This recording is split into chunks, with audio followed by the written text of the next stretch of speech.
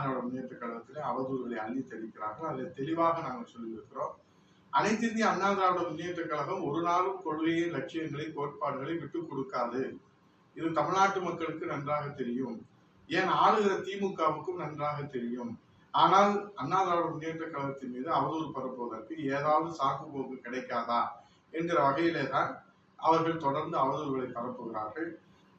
பொதுச் செயலாளர் புரட்சித் தலைவர் எடப்பாடியாரை பொறுத்தளவில் பேரறிஞர் அண்ணா அவர்களை பற்றியும் புரட்சித் தலைவர் அம்மா அவர்களை பற்றியும் அவதூறாக பேசிய காரணத்தால் தான் என்ன முடிவெடுத்தார் என்பது தமிழ்நாட்டு மக்களுக்கு நன்றாக தெரியும். அதை திரும்ப இந்த நேரத்தில் திராவிட முன்னேற்ற கழகத்திற்கு நான் நினைவு கூற கடமைப்பட்டிருக்கிறேன். உங்களைப் போல எல்லாவற்றுக்கும் சரி செய்து கொண்டு காம்ப்ரமைஸ் செய்து கொண்டு ஆட்சி அதிகாரத்தை தக்க வைத்துக் கொள்கிற தலைவர் அல்ல.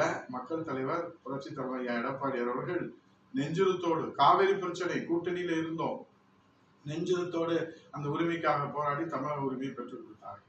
இப்போது எதிர்கட்சியிலே 100 நாள் வேலைவாய்ப்பு திட்டத்திற்கான அந்த சம்பள தொகையை கூட புரட்சித் தலைவர் எடப்பாடியார் அவர்கள் தான் மத்திய அரசிலே இன்றைக்கு எடுத்து வைத்து அதில் பெற்று வெற்றியை பெற்றிருக்கிறார்கள். ஆக ஆளுகிற கட்சியாக இருந்தாலும் எதிர்கட்சியாக இருந்தாலும் அண்ணா திராவிட முன்னேற்ற கழகம் தமிழக மக்களுடைய வளர்ச்சிக்காக